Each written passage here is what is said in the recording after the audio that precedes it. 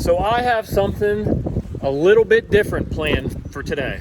Plan for today, we're gonna showcase or spotlight a local farm in the area.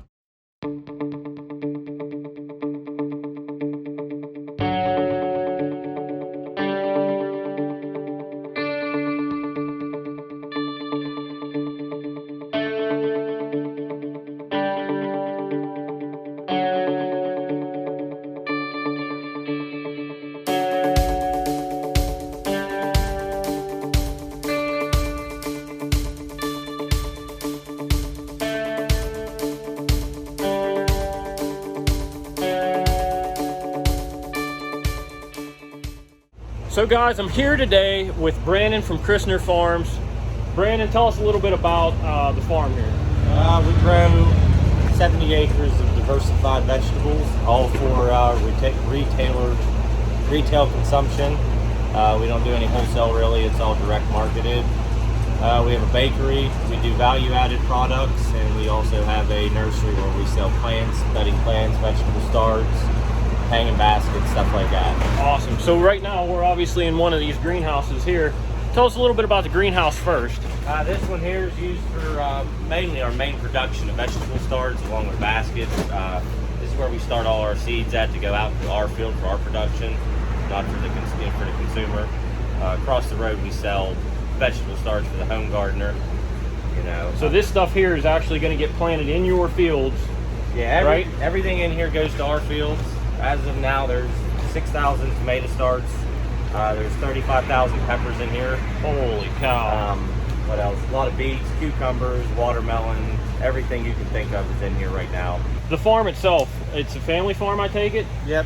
Pat bought it in 1958. They ran beef and sheep for a lot of years, and then they did a lot of hay production, but 6 years ago we converted to vegetables. Okay, so that was 6 years ago. So prior to that, was it, what did you do with your beef and your sheep? Dad ran beef and he ran lamb operation. Okay. And we butchered direct. We have a butcher shop on site. Okay. Dad put in a butcher shop to butcher the cows they had, and then after that stopped and the beef market crashed, the farm got leased to another guy. And then 6 years ago I started taking it back. We started with a half acre, and in 5 years we were up to 70. Wow, that's crazy. So right now we're in one of the greenhouses like we were talking about. So I look around and see these hanging baskets, and I see all kinds of hoses and stuff. Explain to me how that works. So every basket gets a spike, just like this. Some of them have weights, some are on spikes. And we flip a switch basically, and every basket in certain zones gets watered at a rate of 1 quart per minute. It's on a drip system, and it just drips out very slowly, and it goes directly in every basket. There's also a fertigation system up here. Fertilizer is injected as it's being watered.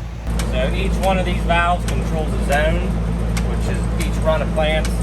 Right now we're injecting triple 20 along with a little bit of fungicide to help with root rot, and it's getting injected directly into the lines, just like this. I can turn one on, and 200 more baskets are getting watered. All right, so tell me about this operation. This is new to you guys? Yeah, this is the first year. This is a hydroponic house we built. It's all NFT. We run 4-inch on this side, 9-inch on this side. This is for leafy greens, these channels. We're going to be experimenting with some cucurbits and some peppers on this side on this 9-inch stuff. It's just a basic recirculation system on as a hydroponic NFT would go. Right now we have lettuce in here we're growing for the open of our store.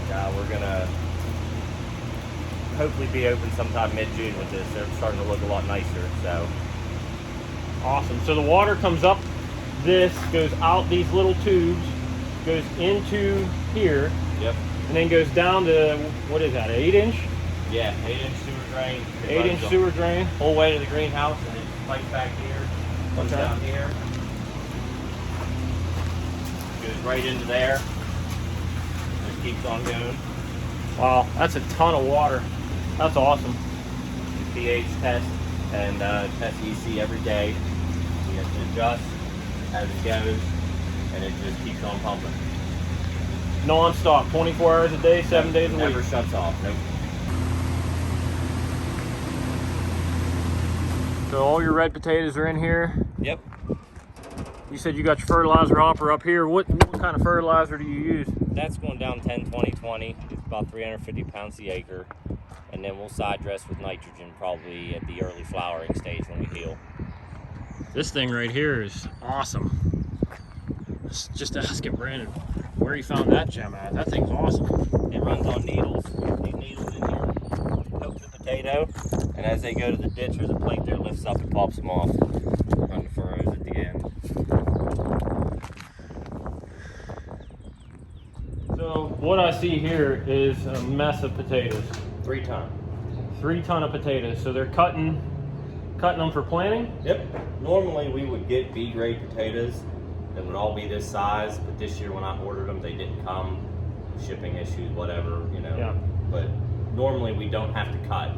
We get graded potatoes for planting, but this year it didn't come, so we got to cut. Yeah, that's what I'm actually doing this year. Is I bought seed potatoes for what you're saying. I don't have to cut them, just sock them right in the ground.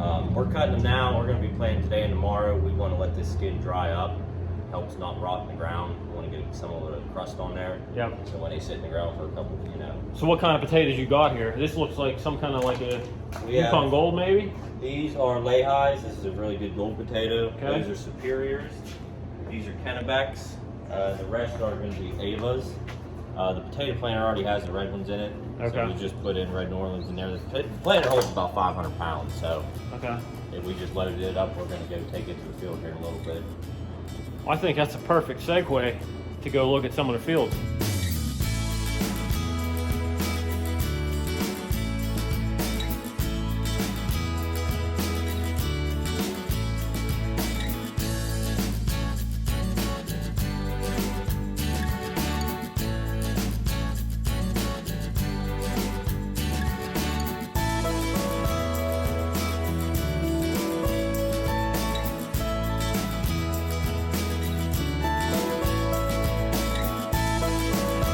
All right, so tell us a little bit about the field we're in right now. So this is a Brassica Field. We got cabbage, cauliflower, kohlrabi, broccoli. It's all done on plasticulture through drip irrigation, as you can see down here. There's irrigation under every one of these beds. Pumps through, we can fertilize through those lines. Black plastic heats up the soil, weed competition out. It also helps retain moisture. If it's dry, they stay wet. If it's wet, they kind of dry out. It works great. It's all biodegradable. It's made out of a corn byproduct. So at the end of the season, when these plants are done, I'll probably, we'll rip the drip tape up. It gets recycled. We'll disc this plastic under, and I'll probably double crop something here. Probably some pumpkins or something, depending on what time of year it is. Okay, so this stuff you'll want, being that it's Brassica, it's probably what, 65, 70 days-ish? Yeah, we're 45 days out. These were planted probably 15 days ago. Okay. We had them under cover, and they look good. They look real good, actually. I'm real happy with this field right now. So you'll pull this up. This will be completely changed come June 15th then, is what you're saying? Probably end of June. We'll disc this up after this field's harvested and whatnot, and we'll plant something here, maybe beans or pumpkins. Okay. That's awesome. Double cropping. Oh, there's a couple acres here, right? Yeah, this block is like 3.5 acres. Yeah, it's a pretty big chunk of ground. All right, so tell us a little bit about this setup. We punched a new well in the middle of a nice 11-acre field.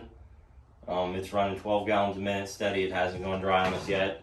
We haven't had a chance to irrigate with it. We just built the system.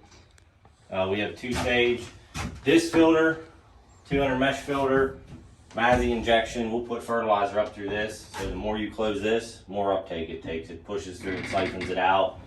And then there'll be a manifold over here. I just haven't gotten to building it yet. We'll drop out, go outside, and shoot lines all directions to irrigate these fields. Yep. Every bed has a line. There's an emitter every 12 inches, runs 0.45 gallons an hour. And this is going to be your tomato crop field. Tomatoes and peppers over here, yep.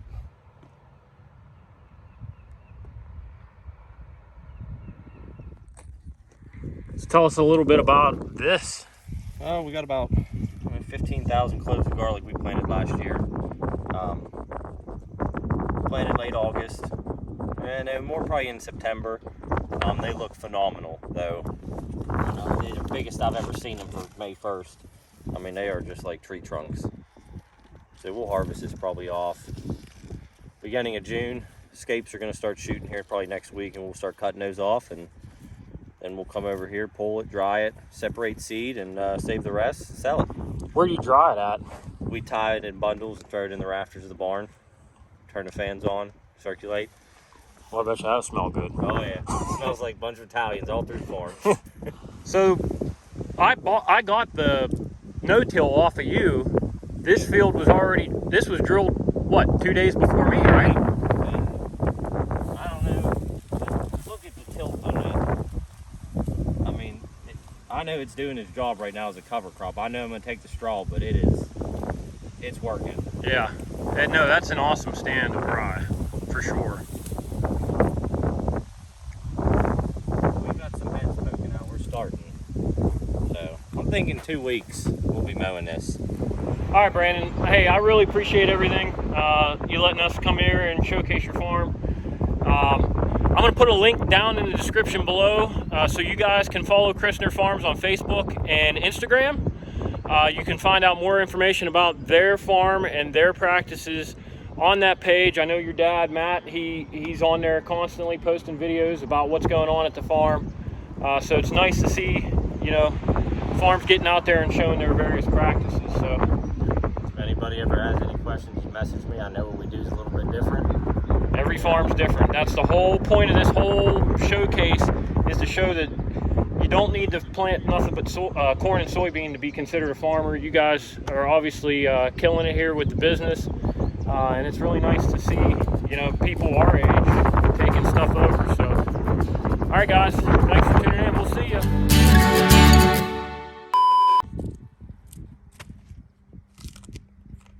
It's good. Tastes like a ramp.